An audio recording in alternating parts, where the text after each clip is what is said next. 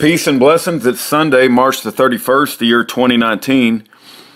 As you guys know, I've been banned from both CMUs, which prevents me from communicating with Schaefer Cox, Kurt Johnson, and Russell Landers, and anybody else at either CMU.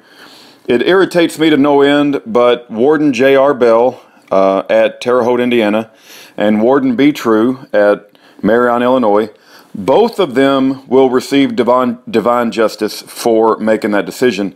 They not only banned me, but they banned my wife. They've banned my friends. I have a couple of friends that have also been banned. And so to make friends with these men in prison and then to be stopped communicating with them is incredibly annoying. But I'm just going to turn that feeling over to God and onward, Christian soldiers. So I got a letter anyway from Kurt Johnson. It somehow made its way to me, and I'm going to read it to you. And if you're interested in Kurt Johnson, he is a very strong Christian man. If you've seen the videos of him that we've taken when he got out of the CMU and went to a county jail, he's bald-headed. He's not bald-headed because he's a skinhead. He has a medical condition that causes him to lose his hair.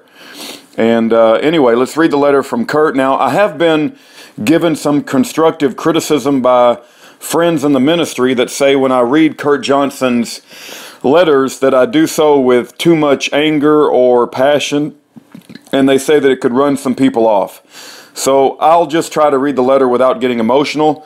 But Kurt Johnson's letters, as I read it, I tend to get very emotional because I can feel his sense of, I don't want to say hopelessness because I know he's a believer, but for some reason I just get very emotional when I read letters from Kurt Johnson.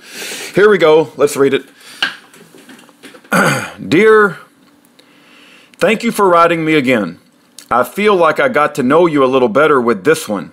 It appears to me that your heart desires God and that no one has taken the time to explain the way of Christ for the human spirit.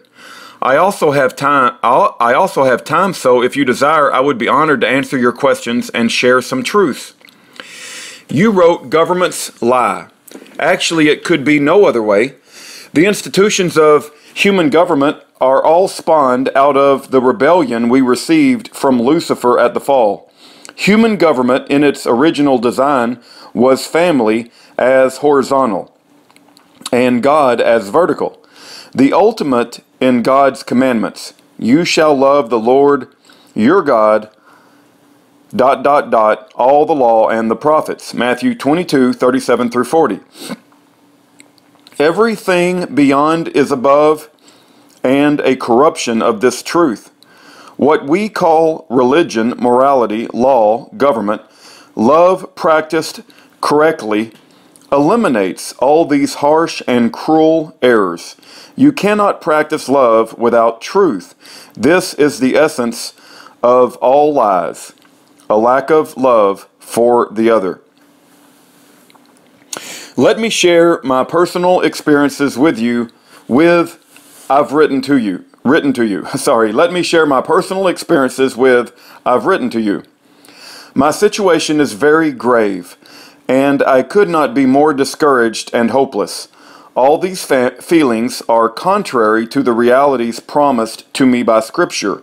What is my responsibility under these circumstances? First, I have a truthful, righteous, and loving God who speaks to me. Further, He relates to me not with just sympathy or empathy, but with knowledge, having become human Himself. This means I have a voice, intelligent and superior to all my infirmities, that can give me a report I may not be able to grasp with my senses. His report will be true, and it has been. But it contradicts all the reports I get from my senses. So, as in Isaiah 53:1, I am properly questioned. Whose report will you believe? If my sense contradicts a truthful God, I can only deduce they are lying to me. So what am I to do with the downcast heart that accompanies my lying senses? Surely I cannot surrender my soul to them. My spirit must take God at His word, like Romans 8, and dictate to my soul the attitude it must exercise. Accurate prophecy strengthens my spirit to practice faith because God is reliable, so that it can stand against a soul in selfish rebellion. This is a very real struggle for me because I have a personal prophecy that looks false from a God who doesn't lie. It includes loving a wife I don't want to be married to as a matter of my soul. My spirit wants and desires what God's will is, as you say, which is contrary to my flesh. I don't want to fight anymore, and I'm apathetic, if not indifferent, about ever getting out of prison. I can't fulfill my prophetic destiny from prison, so these desires are contrary to the promises of God. In fact, at this moment, all hell is mocking God's promises in my life. Everything about this wonderful, relating God is essential for me to even survive this onslaught, and even still I must overcome, not just survive. I thank God He has not orphaned me in this battle, but is ever present.